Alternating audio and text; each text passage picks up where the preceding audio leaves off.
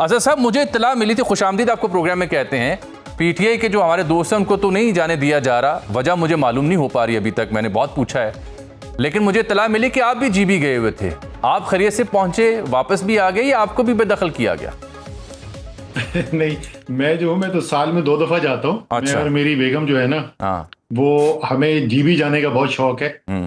तो मैं तो वैसे ही एग्जिट कंट्रोल लिस्ट पे मुल्क से बाहर तो जा नहीं सकते, तो हम जाते हैं, लेकिन उस वक्त इलेक्शन कैंपेन नहीं शुरू हुई थी, ठीक। वरना कुछ पता नहीं, शायद मुझे भी रोक लेते। सही है। अच्छा, मैं देख रहा हूँ, लेकिन ये मुझे बताए ना कि ये मियाँ नवाज शरीफ हाँ, और बिलावल ने इलेक्शन कमीशन के खिलाफ हतक इज्जत का दावा नहीं किया है जी। कि भाई आप हमें लीडर ही नहीं मानने को तैयार है। आप कह रहे हैं कि अच्छा आप बेशक आके कैंपेन यहाँ पे कर लें, आपके आने ना आने से कोई फर्क कोई नहीं पड़ता। ऐसे। और जुनेद अकबर को और महबूब शाह और वो बाकी सलीम और रहमान और इन सबको आपने अरेस्ट करके वापस भेज दिया। असद कैसर को जहाज पे नहीं चढ़ने दिया, सुना है साद रफीक साहब नहीं जहाज पे चढ़ सके। तो ये क्या चक्कर है, ये इनको क्या लीडर नहीं मानते? साद रफीक साहब ने तो ये तक लिखा था कि ये बेहिसी और नालायकी है, उन्होंने शिकवा किया, और उसी दिन उससे अगले दिन फिर ख्वाजा साहब ने वो ट्रांसफार्मर वाली कहानी भी सुना दी, 80,000 रुपया जो रिश्वत हुई, पता चला वो भी नहीं पकड़ी गई, हालांकि बंदे मुअत्तल हो गए। बार क्या मियाँ साहब अब कह रहे हैं कि वो मुझे क्यों निकाला गया, क्यों जेलों में मुझे डाला गया, ये सोचने वाली बात है, मैं इस पर बात नहीं करना चाहता, लेकिन ये भी हकीकत है कि हम तमाम स्टेक होल्डर्स को बैठाकर इस मसले को हल करेंगे जीबी के मामले के ऊपर। मियाँ साहब को एक बार फिर ये ख्याल क्यों आया होगा? ये तो पुरानी बात नहीं थोड़ी लगती, अब तो हुकूमत भी उनकी है। मियां साहब की सुई उधर फंस गई है। एक तो ये मसला है कि उनकी सुई वही 2017 में फंसी हुई है। दूसरा जो है, जो उनका नया गिला शिकवा है, वो शायद अवाम के सामने कर नहीं सकते ना।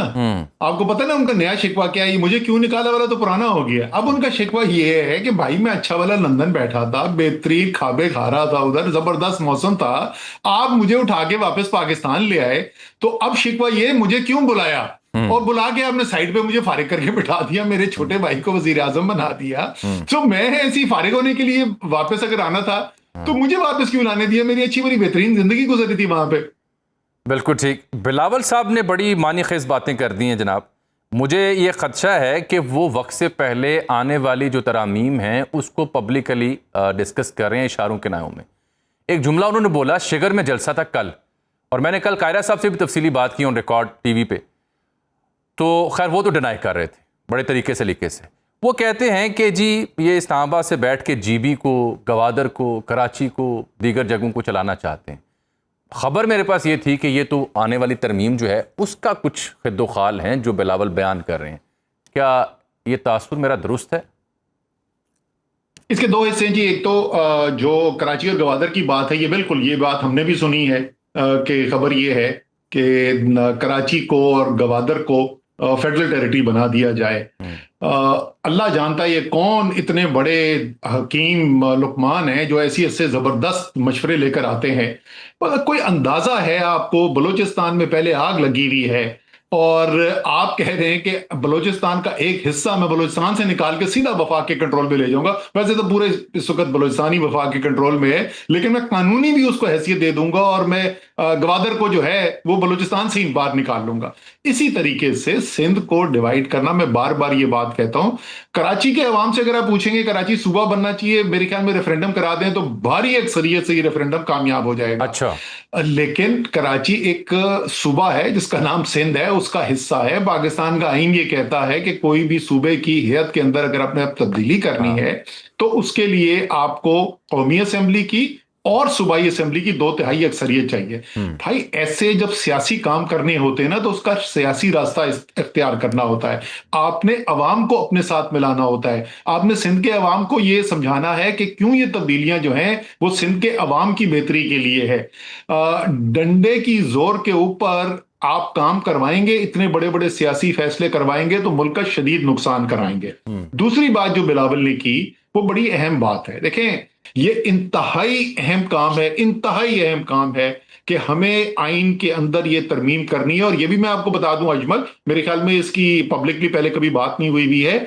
इसके ऊपर इत्तफाके राय सियासी तौर पे पैदा करने के लिए बहुत बड़ी अहम पेशरफ हो चुकी थी हमारे हुकूमत के वक्त में। एक मीटिंग हुई जिसके अंदर पीपल्स पार्टी से बिलावल और मेरे ख्याल में मुराद अली शाह थे, बिलावल डेफिनेटली थे, शहबाज शरीफ और शायद एहसन इकबाल थे, मुस्लिम लीग नून से, और मैं और शाह महमूद कुरैशी थे पीटीआई से। अच्छा। और एग्रीमेंट यही हुआ था कि हमें ये एहसास महरूमी जो है वो गिलगित बल्तिस्तान के लोगों का, इतने खूबसूरत तरीन पाकिस्तानी है, मैं कहता हूँ सबसे अच्छे पाकिस्तानी वो है, उनका हमने ये एहसास महरूमी खत्म करना है। आइन के अंदर ये तरमीम की जाए जिसपे ये लिखा जाए कि ये एक इंटरिम अरेंजमेंट किया जा रहा है, जब भी अक़वाम मुत्तहिदा की करारदाद के मुताबिक रेफरेंडम होगा तो गिलगित बल्तिस्तान के अवाम जो हैं वो अपना फैसला करने के लिए आजाद होंगे और वो अपना वोट डालेंगे। इसके ऊपर तीनों पार्टियों के अंदर इत्तेफाक राय भी हो गया। उसके बाद जो है 2021 के शुरू में उसका पहला कदम यह है कि गिलगित बल्तिस्तान की असेंबली ने 2/3 अक्सरियत ने उसको पास करना था, वो पास हो गया। उसके बाद आप जो है अजमल जामी साहब ने फैसला किया कि जी मेरे ते अदम पा एतमाद की तहरीक लेकर नहीं तुसी आनी है, और मेरे ते अदम पा दियो एतमाद की तुसी तहरीक के ये तुसी मेरे ते पा दियो, ठीक गल कर रहे हो। अच्छा फिर सर तो उसके बाद से वो मामला जो है वहीं खटाई में पड़ गया है। ये बहुत अहम चीज है और उम्मीद है इसको फौरी तौर पर किया जाए। अच्छा, ये इसलिए बड़ा अहम नुक्ता है सर आपका कि जो आज़ाद जम्मू कश्मीर का हमारा जो आइन है 1974 वो आर्जी आइन है, गो कि उसमें आई थिंक 2018 में कुछ तरमीम भी हुई थी। वो आर्जी का जो लफ्ज़ आपने इंटरम बंदोबस्त किया, बात की गिलगित के हवाले से, वो इसलिए बड़ा रेलिवेंट नुक्ता है दोनों खित्तों के हवाले से। तो जब आपकी ये इनसे मीटिंग्स हुई, बिलावल साहब और शाह महमूद साहब, आप, शहबाज साहब, आसन इकबाल साहब, तो इस सिलसिले में इत्तफाक़ राय था तीनों सियासी जमातों का। मैं ये समझने से कासिर हूँ कि फिर इस सिलसिले में पेशरफ क्या सिर्फ तहरीक अदम एतमाद की वजह से रुक गई या कोई मूड बदल गया? नहीं, वो देखिए जैसे मैंने कहा ना कि उसके ऊपर पेशरफ्त हुई, उसके बाद गिलगित बल्तिस्तान की असेंबली के अंदर वो करारदाद पास हुई, सारी पार्टीज ने सपोर्ट की, कोई आपको नहीं याद होगा कि किसी ने उसकी मुखालफत करनी हो। उसके बाद ये तहरीके अदम एतमाद तो आई फरवरी 2000, फरवरी में नहीं, मार्च में, 8 मार्च 2022 को ये पेश की गई।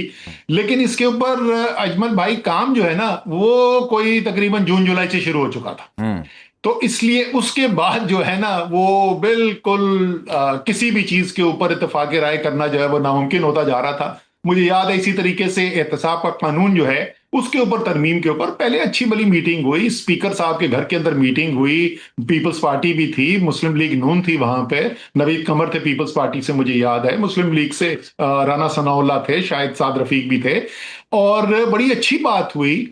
और उसके 1 महीने के बाद हमारी असेंबली के अंदर जिस वक्त मीटिंग हुई, उन्होंने कहा भाई ये जो है ना ये ड्राफ्ट है, इसके ऊपर नुक्ता भी नहीं हम चेंज करने को तैयार है। तो हम बड़े सरप्राइज थे कि ये क्या हुआ, तो वो बाद में पता चला कि क्या हो रहा था।